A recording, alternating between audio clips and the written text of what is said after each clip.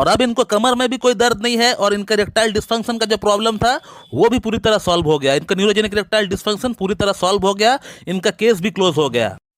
दोस्तों, क्या आपको पता है कि यदि आपका कमर में अगर आपको चोट लग जाए या आपका रीढ़ की हड्डी में अगर आपको चोट लग जाए या आपका स्लिप डिस्क हो जाए, आपको साइटिका की प्रॉब्लम स्टार्ट हो जाए, तो भी आपको नपुंसकता हो सकता है इसके कारण से। मैं अक्सर पेशेंट को ये कहते हुए सुनता हूँ कि डॉक्टर साहब, मेरा अंदर कोई भी प्रॉब्लम नहीं थी, लेकिन जब से मुझे ये साइटिका की प्रॉब्लम स्टार्ट हुई या स्लिप डिस्क हो गया, मेरा रीढ़ की हड्डी में चोट लग गया, उसके बाद से मुझे सेक्स प्रॉब्लम स्टार्ट हो गया। तो ऐसा क्यों होता है कि स्लिप डिस्क होने के बाद, कमर में चोट लगने के बाद या रीढ़ की हड्डी में चोट लगने के बाद सेक्स प्रॉब्लम स्टार्ट हो गया? ऐसा क्यों होता है किसी में? तो आज हम लोग इसी टॉपिक के ऊपर बात करने वाले हैं और होम्योपैथिक ट्रीटमेंट के जरिए कैसे इसे हम लोग ठीक कर सकते हैं ये भी हम लोग जानेंगे।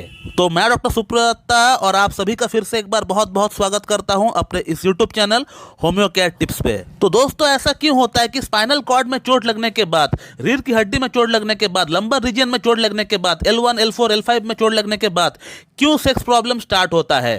तो दोस्तों, ऐसा इसलिए होता है क्योंकि हमारा दिमाग से, हमारा ब्रेन से, हमारा सेंट्रल नर्वस सिस्टम से ऐसी बहुत सारी मसल निकलती है, ऐसी बहुत सारे नर्व है जो कि हमारा रीढ़ की हड्डी से होते हुए, कमर से होते हुए लिंग तक पहुंचता है, वहां तक सिग्नल पहुंचने का काम करता है। तो जब भी वहां का कोई मसल को चोट पहुंच जाए, दब जाए, कुचल जाए, तो सिग्नल में एक रुकावट पैदा हो जाता है। आपका ब्रेन से जो सिग्नल जाता है अंडकोश तक, उसमें रुकावट पैदा हो जाता है, जिसके कारण से क्या होता है, आपका अंदर सेक्स डिजायर होने के बावजूद भी आप जब भी परफॉर्म करने के लिए जाते हो तो उसमें इरेक्शन नहीं आता है कई बार।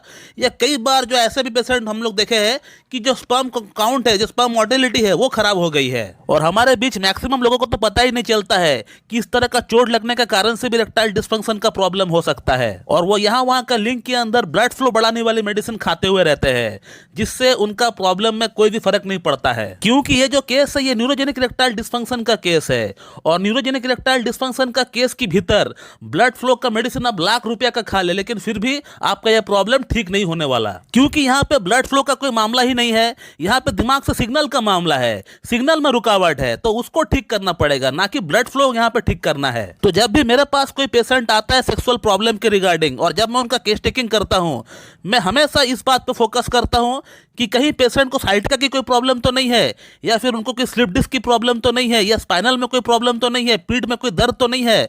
मैं हमेशा इस बात पर फोकस डालता हूं। और अब सवाल आता है कि क्या होम्योपैथिक ट्रीटमेंट के जरिए इन समस्याओं को ठीक किया जा सकता है?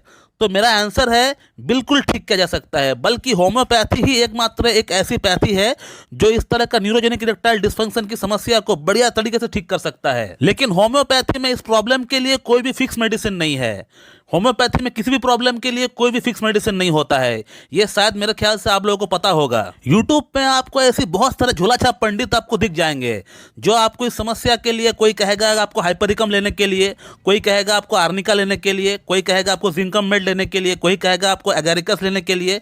लेकिन दोस्तों, आपको किसी का बात भी नहीं सुनना है। अगर आपको ये समस्या है, न्यूरोजेनिक इरेक्टाइल डिस्फंक्शन है, तो आपको सीधा किसी एक अच्छी क्लासिकल एमडी होम्योपैथ के पास जाकर ही उनके अकॉर्डिंग ही आपको मेडिसिन खाना है। यूट्यूब वीडियोस देखकर अगर ट्रीटमेंट करेंगे खुद से, तो आपका जिंदगी में प्रॉब्लम सॉल्व नहीं होने वाला है। इस बात को आप लिख लीजिए। ये जो आप पेशेंट का स्क्रीनशॉट देख रहे हैं, इस पेशेंट को भी स्लिप डिस्क होने का कारण से न्यूरोजेनिक इरेक्टाइल डिस्फंक्शन उत्पन्न हुआ है।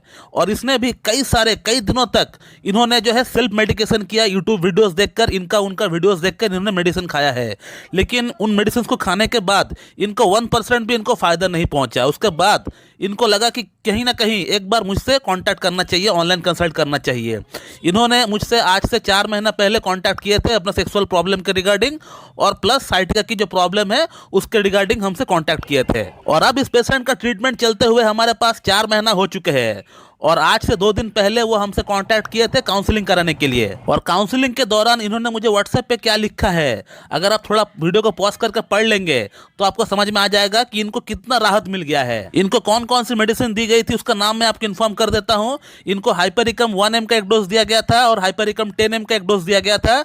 उसी के साथ हमने नेफेलियम को हमने इस्तेमाल किया है। नेफेलियम 0/1 से हम लोग LM पोटेंसी से स्टार्ट किए थे, और उसके बाद हम लोग जो नेफेलियम का पोटेंसी को धीरे धीरे बढ़ाते गए, 0/10 तक इनका प्रॉब्लम पूरी तरह सॉल्व हो गया है। और अब इनको कमर में भी कोई दर्द नहीं है और इनका इरेक्टाइल डिस्फंक्शन का जो प्रॉब्लम था वो भी पूरी तरह सॉल्व हो गया। इनका न्यूरोजेनिक इरेक्टाइल डिस्फंक्शन पूरी तरह सॉल्व हो गया, इनका केस भी क्लोज हो गया। तो होम्योपैथी में हर तरह का हर एक सेक्सुअल प्रॉब्लम का बहुत ही बढ़िया इलाज है, लेकिन वो इलाज संभव तब हो पाएगा जब आप किसी एक अच्छी डॉक्टर के पास जाकर उनके सामने बैठकर उनको केस टेकिंग पूरी तरह देकर जब आप इलाज लेंगे तभी ये संभव हो पाएगा।